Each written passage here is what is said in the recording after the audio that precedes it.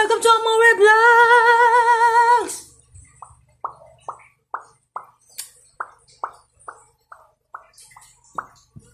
So, welcome to Amore Vlogs, guys. So, gagawa tayo ng Shanghai, lumpiang Shanghai, guys. So, sana yung nabili nating guys. Bira, yung nabili nating lumpia wrapper. Sana naman may kinabukasan to, guys. Parang ang tigas niya. No? Pero, hayaan na natin, guys. Tapos, pinakukulungan ko yung giniling, guys. Kasi wala akong tiwala doon sa giniling, guys, na So, gusto ko siyang pakuluan na meron siyang asin. So, lalagyan ko ng rock salt yung ating giniling na pinakukuluan, guys. No? So, nilalagyan ko ng asin itong giniling. Para, siya, guys. To the highest level na yung, datingan niya. Ganun. Tapos, pag napakuluan na natin yung giniling, igigasa natin ngayon yung guys, yung giniling. Para tayong guys, yung ginisang giniling, parang ganun. Tapos tsaka natin siya babalutin sa lumpia wrapper, di ba? So sobrang sarap ng kinabukasan nun, guys. So ito na nga, guys, pinakukulungan ko yung giniling natin. Tapos lagyan na rin natin siya ng asin. So yan, guys, ang sarap na yan, guys. Tapos mamaya natin siya titimplahin, guys. No? Hayaan lang natin siyang ganyan. Di ba? Kita nyo, guys. Grabe, no? Ito na nga, guys, yung natin, yung ating Shanghai, guys, na ginawa natin, guys. Ito na yung finishing na yan. Nilagay na natin siya, guys, sa sa freezer, guys. So, ayan. So, ang lalaki, parang turon lang. Kasi, guys, yung sira-sira yung wrapper, kaya nilakihan na natin yung Shanghai, guys. Gusto kasi natin siya malalaki, guys. Kaya malalaki yung ating Shanghai, guys. So, ibiprito natin yung ating lumpiang Shanghai. Ngayon, nagpapainit na tayo ng ating mantika para sa ating pagprito ng ating Shanghai. Lumpiang Shanghai. So, sana masarap, guys, yung ating gawa. Yan. Init lang natin yung mantika. So, yun na nga, guys. Lagay na natin.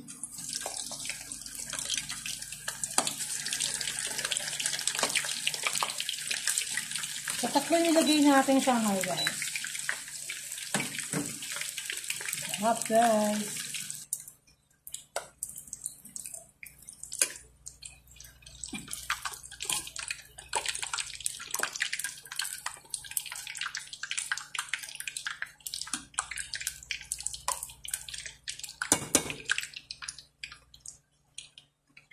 So, coconut oil ang ginagamit natin, guys.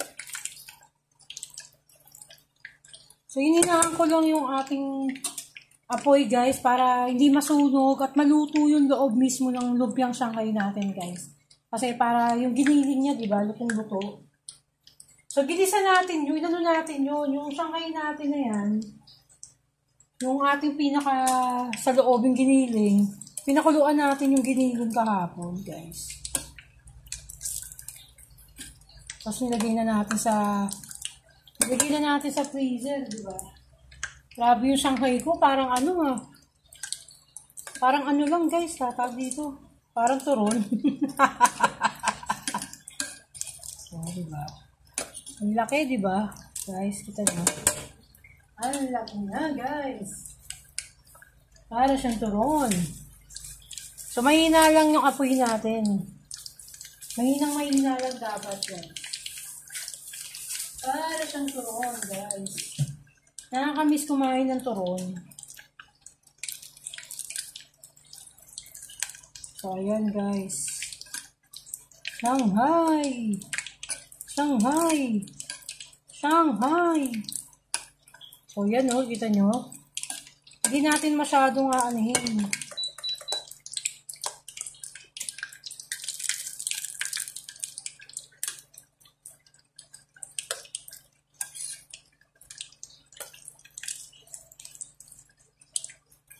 Yummy.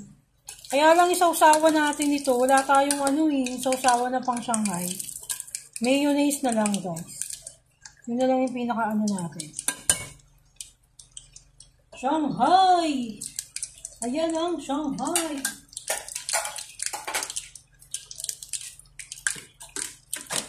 Ang ating Shanghai.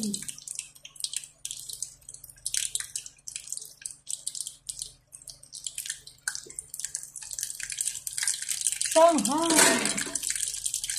So, ano na natin guys? Kunin na natin. So, yan ang Shanghai. Ito. Ito no. Oh, diba?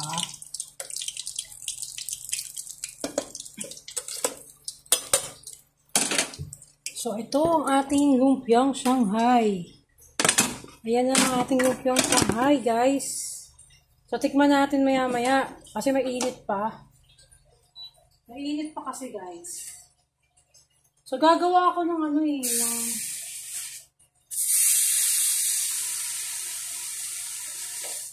mainit pa yung ating Shanghai.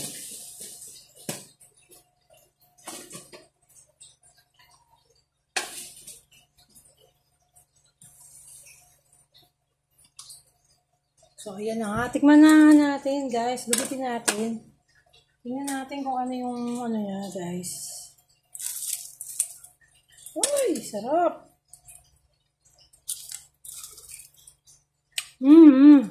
Loob.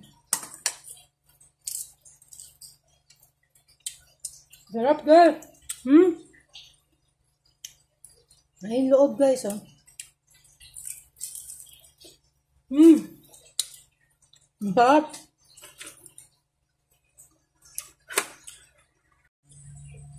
So, ang sarap nga, guys, yung ating lumpia.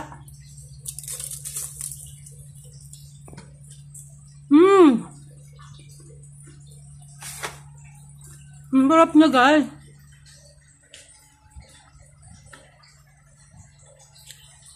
Kahit kulang yung ano natin, guys, wala tayong kinchay na nilagay.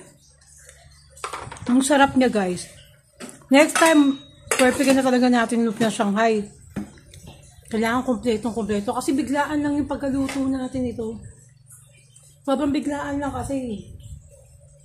So yun, kaya hindi ko masyadong nalagyan ng mga oyster, yung mga ganun. Pero may lasa naman siya talaga. Sobrang sarap. So next time, kaya natin yung nagluto na meron tokwa.